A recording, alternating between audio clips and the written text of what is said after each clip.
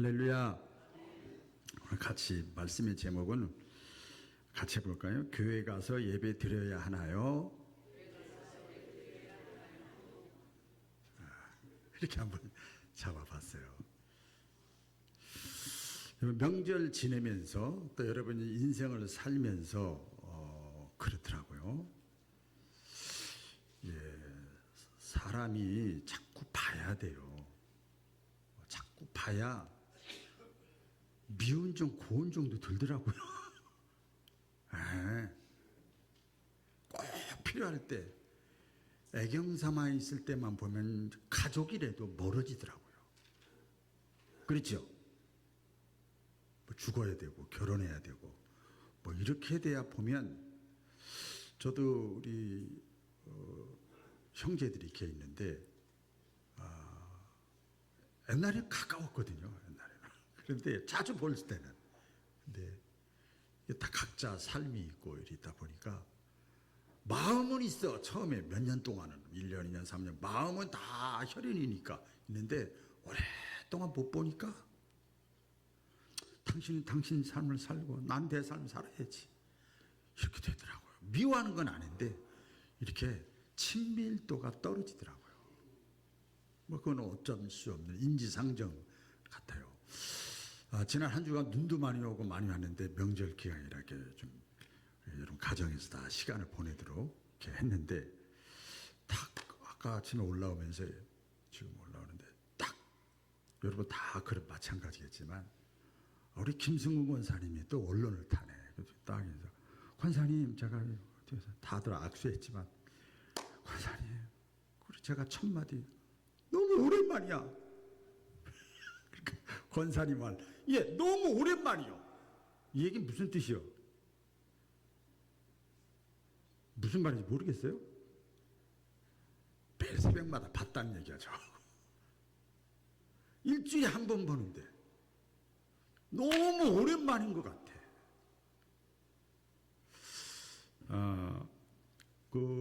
배드민턴 우리나라 제일 잘 치는 여자 선수 있잖아요. 안세영 선수. 세계적인 토크랬어요.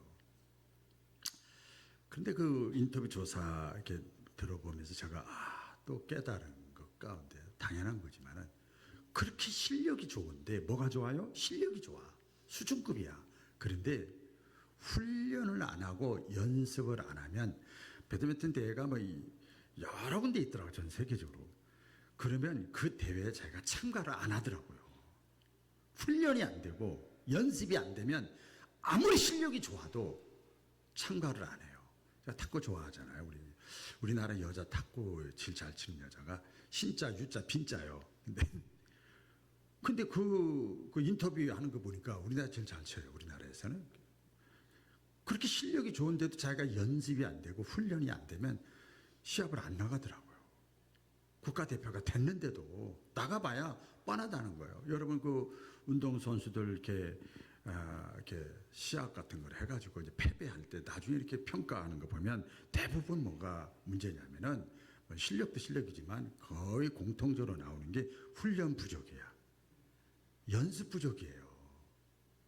제가 이렇게 비유로 이렇게 멀리서 말씀을 드리는가 하면, 우리가 교회를 다니고 신앙생활을 하잖아요.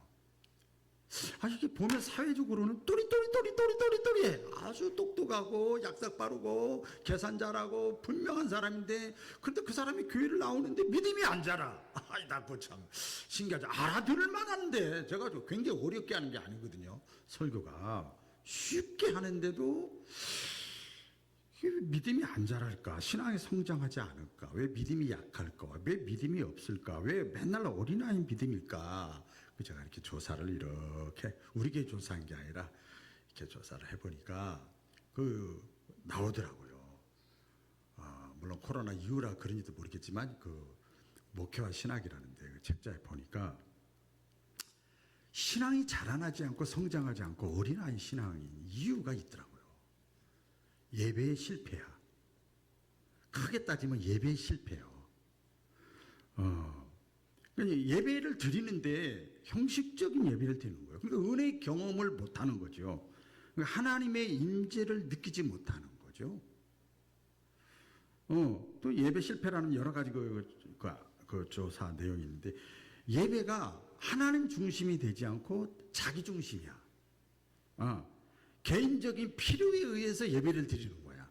나 평안해야지. 자기 중심으로 예배를 드리는 거예요. 뭐 깊게 말씀드릴 수 없습니다만 그 조사 내용의 문구가 또 예배의 연속성이 부족한 거예요.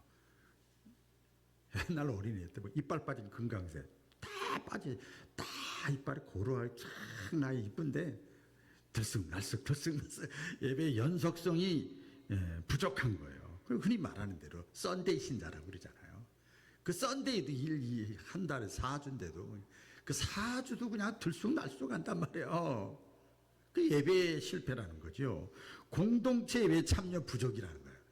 여러분 코로나 때 여러분 집에서 다 예배 드려서 믿음 똑같이 잘해야 되는데 믿음 다 떨어지잖아요. 왜? 공동체 예배 참여를 안 했기 때문에 부족이라는 거죠. 개인적인 신앙에 머무른 거예요. 그러니까 이게 뭔가 예배 실패했다는 건 뭐냐면 훈련 부족했다. 경건의 훈련이 부족했다.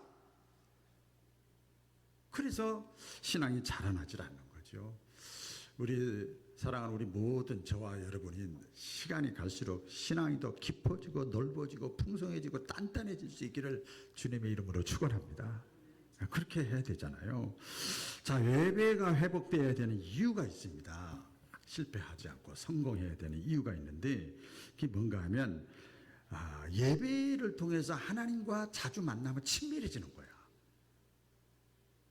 옛날에 친했어 이거 가지고 안 돼요. 옛날에 저도 우리 형제들하고 친했다니까요. 자주 안 보니까 멀어지는 거예요. 예배를 왜 자꾸 자주 드려야 되느냐, 성공해야 되느냐, 하나님과 친밀한 관계가 거기서 나오는 거지요. 찬양하죠, 기도하죠, 말씀 듣죠, 광고 듣죠, 교제하죠 하면서 우리 믿음이 지그재그로 여기서 은혜 못 받으면 저런 분야에서 이런 분야에서 은혜를 받는 거예요. 오늘 성가대 참 찬송가대 은혜스러웠어요. 힘이 있었고 좋았어요. 은혜스러워. 어디서 은혜 받는지 모르지만 받는 거지요. 여러분 우리 초대교회 때 처음에 교회가 시작될 때 초대교회 신자들이요 예배를 어떻게 된 줄 아세요? 예배 때 예수님 잡으려고 죽으려고 하는 사람들이 많았어요. 세력이. 그러니까 교회 가면 코로나 하는 것처럼 그럴 때 이 초대교회 신자들이요 숨어서 밤에 물고기 표시하면서 소리 안 내고 갔다가 굴 속에서 조용하게 소리도 안 내고 예배 드렸죠. 그 예배 드리다가 걸리면 죽는 거예요. 그런데 예배를 드렸어요.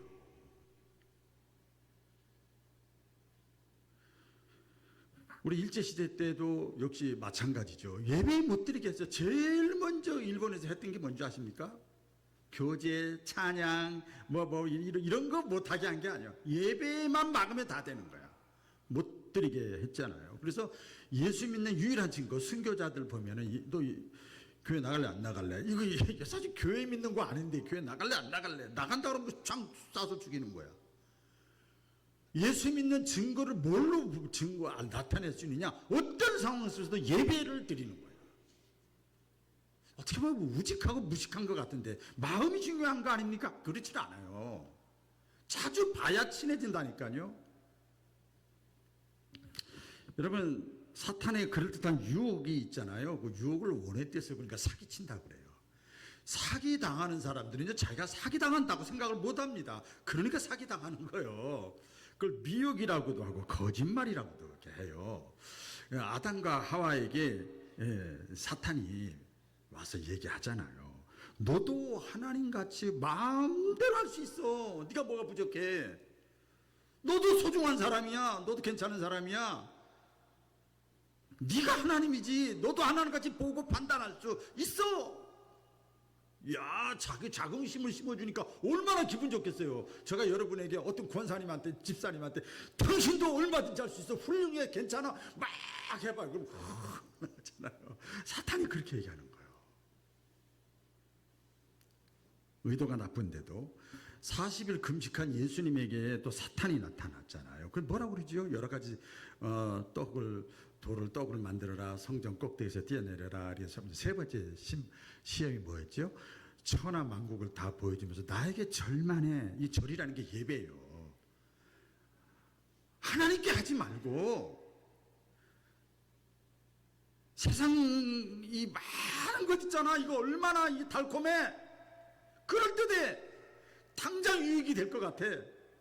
나에게 절해봐. 그러면 부귀영화에 다 줄게. 그게 사기요, 여러분. 제가 기도할 때 그랬잖아요. 세계 선진국가는 다 기독교 국가요.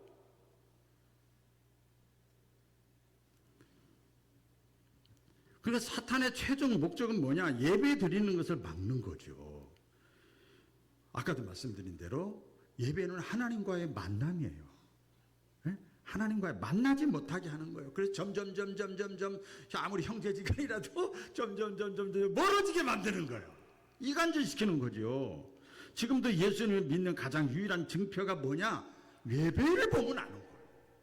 그 사람이 구원받았다 안 받았다 이렇게 평가하는 게 아니고 정말 그 사람이 하나님을 사랑하느냐 안 하느냐, 자주 하나님을 만나는 시간을 가지는 사람이 소중한 사람이에요.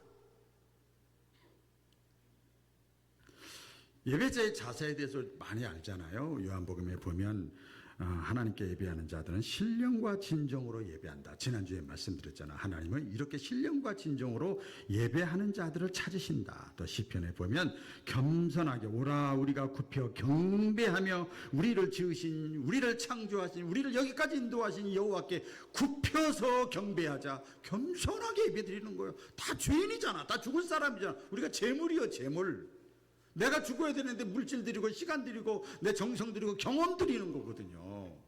이게 예배 제사잖아요. 그런데 하나님이 진짜 원하는 그 뭐라 그럴까요? 하나님이 최종적으로 원하는 진정한 예배가 있어요. 오늘 잘 들으시고 저와 여러분 다시 한번 깨닫는 은혜가 임하기를 바랍니다. 우리 잘 아는 말씀이죠. 시편 133편에 보면 형제가 연합하여 동거함이 어찌 그리 선하고 아름다운고. 형제라는 건 형제 자매가 피 한 방울 섞이지 않은 사람들이 모여서 있는데 형제 자매래. 그러니까 예수 그리스도 안에서 우리는 다 하나 아버지를 모시고 형제 자매요. 어이, 난 몰라라. 그냥 막 이렇게 할 수도 있어. 모른 척 할 수도 있어. 괜찮아. 형제지간에도 친혈연간에도 그렇게 하는데 뭐 교인끼리도 얼마든지 할 수 있지. 그게 아니야. 하나님이 가장 아름답게 보시고 가장 선하게 보시고 하나님이 거기서 복을 내려주신다고 하는 뭐냐면 그리스도 안에서, 예수 그리스도 안에서 형제 자매된 자들이 서로 연합하여서 동거한다. 이게 뭐냐면 교제라는 말도 있지만 원뜻에 보면 서로 공동체에 모여서 예배드린다. 할렐루야. 공동체에 모여서 예배드리는 거, 이 모습이 하나님이 보실 때 가장 선하고 아름다워. 지금 그 대통령 탄핵하고 여러 가지 찬반 집회들이 부산에서도 서울에서도 전국에서도 막 양쪽 그 모임보다 우리가 나와서 이렇게 예배드리는 모임을 하나님이 가장 선하게 보시고 아름답게 보신대요. 믿으시면 아멘이죠. 제 얘기가 하나님 말씀 그대로지요. 그리고 나서 하나님이 그 선하고 아름답게 그 자리에 너희들이 힘들고 어려워도 마음에 내키지 않아도 이렇게 저렇게 해도 그래도 하나님의 은혜를 생각하고 나와서 예배드리는 자, 그 자에게 내가 복을 내려 주시리로다. 여기 그렇잖아요. 내가 복을 거기서 명령하셨다, 말하셨다. 그러니까 이게 개인적인 신앙도 중요하지만 성경은요 조금 이렇게 우리 깊게 넓게 보면 하나님의 시야에서, 하나님의 관점에서, 하나님이 우리 전라북도 익산 바울교회만 사랑하는 거 아니잖아요, 여러분.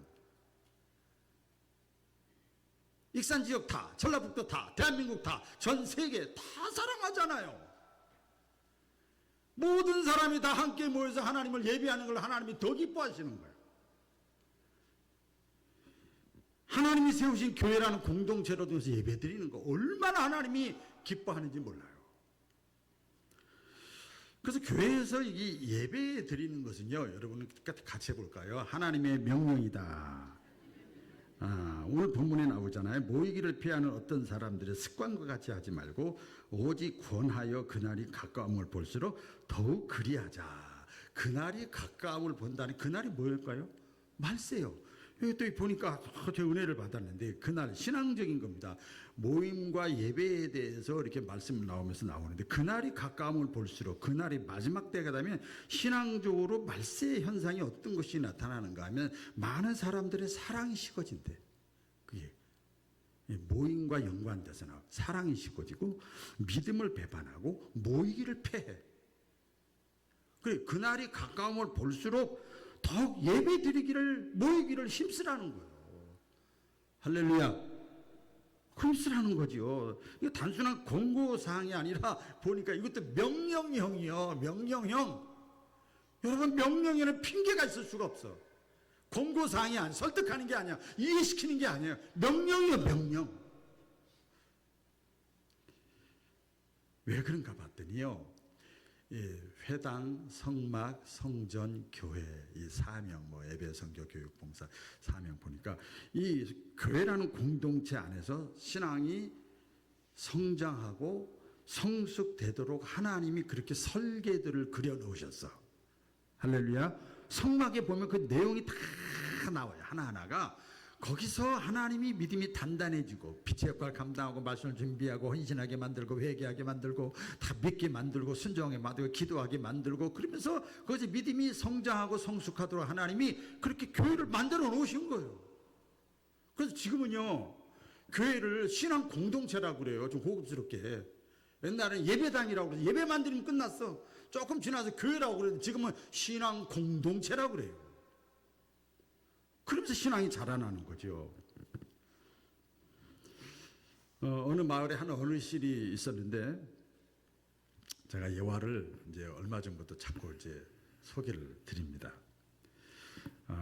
예배 꾸준히 참석하다가 어디에 뭐가 시험이 들었는지 모르지만 나 교회 이제 안 나가지. 하나님 어디나 계시는데 홀로 그냥 자기가 혼자 신앙생활을 하겠다고 마음 먹고 그 예배에 빠지기 시작한 거예요. 안 나가기 시작한 거예요. 그때 목사님이 찾아가셨어요.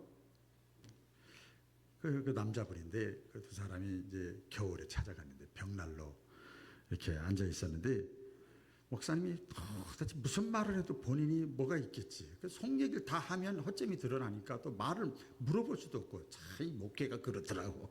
상대방의 우리 성도들의 허점을 제가 다 알면 여러분들은 저를 떠나요. 절대 말하지 마세요.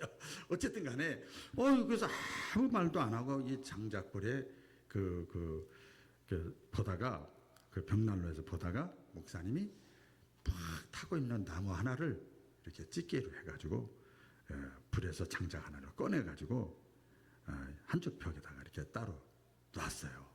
가만히 교회 안 나가고 홀로 있는 그 분이 다 쳐다보고 있어요.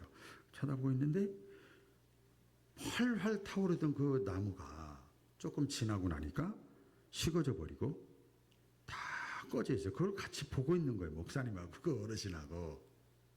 그러니까 그 어르신이 목사님 알았습니다. 더 이상 말씀 안 하셔도 제가 알겠습니다. 다음 주부터 교회 제가 나가겠습니다. 수준이 높죠? 네. 이 불은 장작은요 함께 있을 때 어쨌든 간에 믿음이 자라나고 성장하고 세워지고 고쳐지고 활활 타오르는 거 혼자 있으면 우리 믿음도 마찬가지죠. 다 쓰러지는 거예요. 그래서 교회에서 예배 드리는 것은 하나님의 명령이다. 두 번째로 교회에서 예배 드리는 것은요 서로를 격려하고 세우는 자리가 교회인 것을 믿으시기를 주의 이름으로 축원합니다. 하나님의 성령이 너희 안에 거하면 너희가 은혜 받았어, 체험했어, 깨달았어. 그랬으면 너 그거 가지고 다른 사람한테 세우고 격려하고 위로해. 개인적으로는 그런 거예요. 네가 살아있는 동안 내가 살려줬으니까, 너희가 직분을 줬으니까 그거 가지고 네가 세우고 격려해. 근데 공동체도 마찬가지죠. 여러분 교회 예배는 우리가 단지 설교를 듣고 찬양하는 시간이 아니라 어떻게 보면 지난주도 삶이 있는 예배를 말씀을 드렸는데 서로를 격려하고 사랑을 나누고 선행을 독려하는 거. 오늘 24절에 그 내용 아닙니까? 한번 읽어볼까요? 시작. 서로 다시 한번 시작. 이거 그렇잖아요. 서로 돌아보아 사랑과 선행을 격려하며. 그래. 서로 돌아보는 거예요. 서로. 그게 예배요. 그게. 야, 내가 너 사랑한다. 이걸 사랑 아니야. 야, 뭐가 부족해? 뭐 힘들어? 너 이렇게 인상 쓰냐? 너 뭐가 왜 다리가 쫄뚝거려? 이게 사랑이지. 가정에서도 그렇잖아요. 이것은요, 여러분, 그렇더라고요. 저도 이제 목회를 이렇게 하면서 지금까지 지내면서 보면, 공동체를 이끌어가면서 보면, 개인적인 신앙생활만 나 홀로 신앙으로 나 혼자 지키는 것 가지고는 어떤 면에서 이런 그 경험이랄까요? 느낌, 신앙적인 가치를 제가 느끼질 못하는 거예요. 저 사람 그랜저야. 요새는 그랜저보다 더 좋은 차가 G80이야. G80 최고 좋은 차인데 말하는 거나 행동하는 거나 이런 거나 뭐 삶을 보면 티코같이 살아. 그러면 되겠어요? 아주 경량차같이 살면 되겠어요? 하나님의 은혜가 내 속에 임하면 내가 그걸 가지고 가정에서부터, 구역에서부터, 기관에서부터, 직장에서부터 나 부모님, 자녀, 형제에게 사랑과 선행을 격려하는 거, 힘쓰는 거, 서로를 세우는 거, 이게 예배라는 거예요.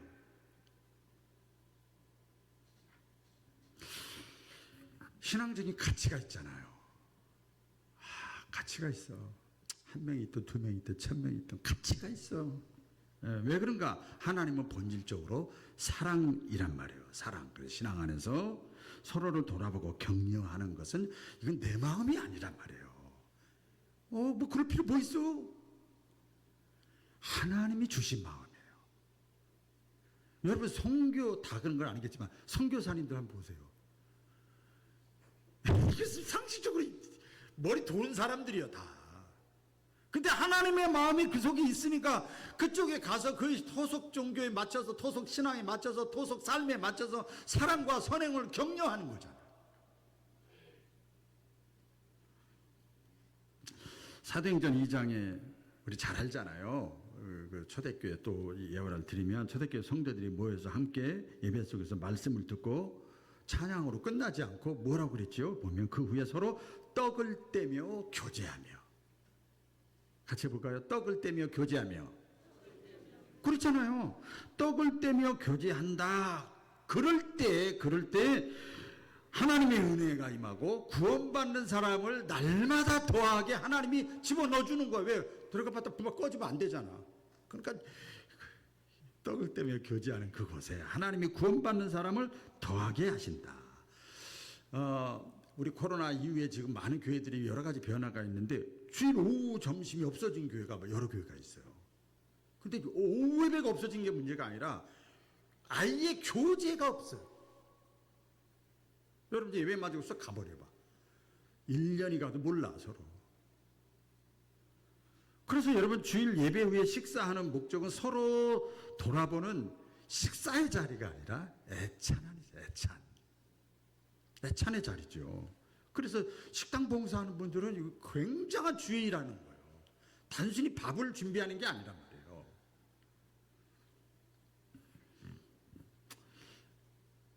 어떤 청년이 제가 그 책을 봤는데 또 예화를 소개해 드릴게요. 너무 교회 가서 스트레스를 많이 받았어요. 신앙이 다 떨어졌어요.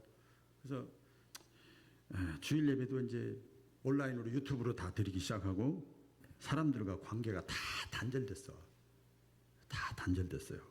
근데 그렇게 했는데 믿음 좋은 저 친구가 얘기하는 거야. 야, 그러지 말고 저 교회 한번 가서 예배 드리자. 그랬더니 그 다녔던 사람이니까 오랜만에 교회 예배 참여를 했어요.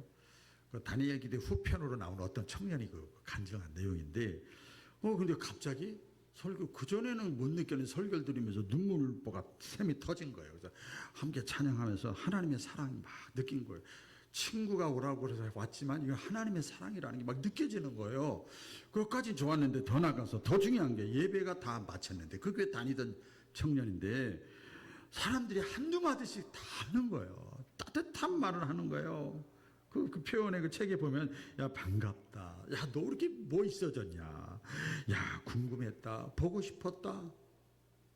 이런 얘기들을 성도들이 옛날에 다녔으니까 한마디씩 이렇게 하니까 그게 너무 위로가 됐다는 거예요. 예수 믿어라, 잘 믿어라. 이게 아니고 그 말 한마디에 마음이 그냥 막 열린 거예요. 그 열심히 신앙생활하고 자기가 이렇게 됐다 이렇게 간증하는 걸 들었습니다. 여러분, 교회가 어떤 것입니까? 에베소 4장 그 16절의 말씀에 보면 교회는 그리스도의 몸이라고 그러죠. 따라해 보세요. 그리스도의 몸.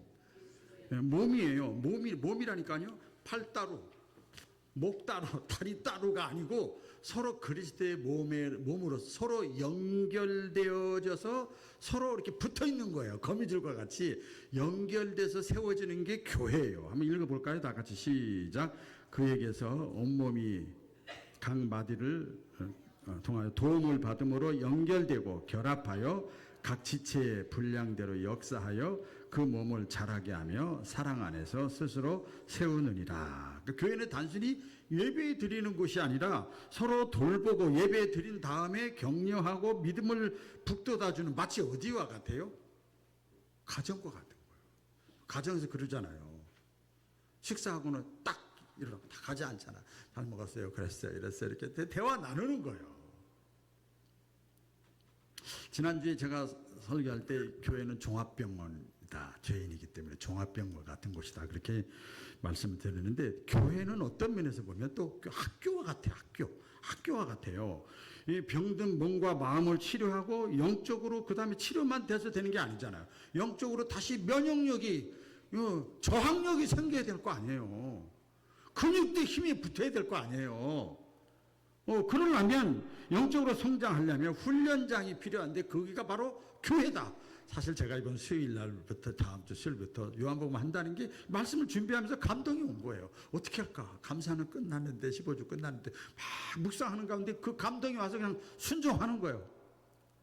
아픈 사람은 병원에 가야 되고, 배우고 성장하려고 하면 학교에 가야 되는 것처럼 내가 좀 다운되고 영혼이 지치고 힘들고 그러면 교회 예배를 회복해야 돼요. 그 누구도. 제 나이가 좀 먹었는데 은퇴하신 목사님들 보니까 예배 참여 안 하니까 은퇴하신 목사님들 믿음 다 떨어지더라고요. 어쩔 수 없는 거예요. 예배의 자리에 자꾸 나와야지. 그렇지 않으면 왕년에 아무리 잘 믿어도 다 떨어지는 거예요. 그래서 교회 예배는 하나님의 말씀과 사랑으로 치유받고 회복되는 시간이고 자리인 것을 우리가 마음속에 다시 한번 세워야 될 줄 압니다. 그래서 교회 종류가 있어요. 제가 신학교 다닐 땐 그랬어요. 이거 미국에는 일주일에 한 번만 예배 드린다는데 왜 한국은 왜 이렇게 예배가 많아, 뭐 설교가 많고 막 그래, 막 그래서요. 그런데 너무 좋은 거예요. 세계에서 많은 교회들이, 교회 지도자들이 한국에 와서 배우고 간다잖아요. 다 할 수는 없지만은 교회 여러 종류의 예배가 있잖아요. 예를 들어서 주일 오후 예배, 지금 대예배입니다만은, 낮 예배지만은 주일 오후 예배 같은 건 교회마다 성격이 다르죠. 헌신을, 찬양을, 나눔의 시간을 갖는 거예요. 말씀을 나누고 교제를 나누고. 오후 예배 시간에 가능하지 낮에 그게 가능하냐 이 말이에요. 안 그렇지요. 수요 예배 같은 것은 또 말씀을 또 배우는 거죠. 깨닫고 공부하고 나누고 하는 거죠. 금요일 날 새벽 기도 같은 거 뭡니까? 기도하는 거죠. 너는 범사에 하나님을 인정하라. 하나님을 인정하면 하나님께 기도해야지. 그렇죠? 기도하는 시간이야. 하나님께 기도하는 시간. 그 주일 낮에는 뭐냐? 종합 선물 세트야. 예배도 있고 기도도 있고 찬양도 있고 교제도 있고 다 조금 이게 양이 안 차면 이게 전체 예배를 통해서 거기서 다시 채워야 돼요. 마지막입니다. 교회에서의 예배는요, 하나님께 영광입니다. 같이 해보겠습니다. 하나님께 영광. 한 유명한 화가가 왕의 초상화를 그리게 됐어요. 정성스럽게 막 최고 자기가 실력 발휘해가지고 정성을 다해서 몇 날 며칠 작품을 완성했어요. 그 그림을 통해서 주변 사람들이 다, 왕의 품격, 위엄, 위대함을 잘 완벽하게 담아냈다고 막 극찬을 하는 거예요. 그 왕이 그래? 근데 가서 보자. 그래서 이 그림을 보니까 왕의 초상화인데 너무 만족스러운 거예요. 말로 표현은 못하지만 만족스러워. 그래서 이 왕이 이 화가에게 얘기를 했어요. 큰 내가 보상을 하겠다. 뭐든지 네가 원하는 게 있으면 내가 다 해주마. 원하는 거 있으면 말만 해라. 왕이 그랬대요. 그랬더니 이때 화가가 고개를 푹 숙이더라는 거예요.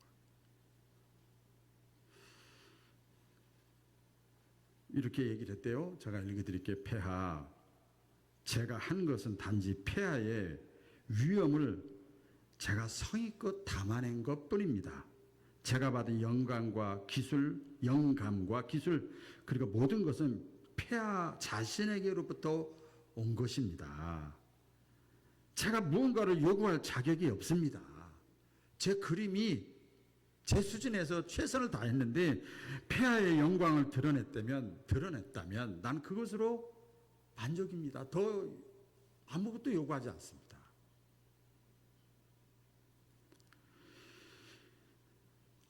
우리 예배가 그런 거예요.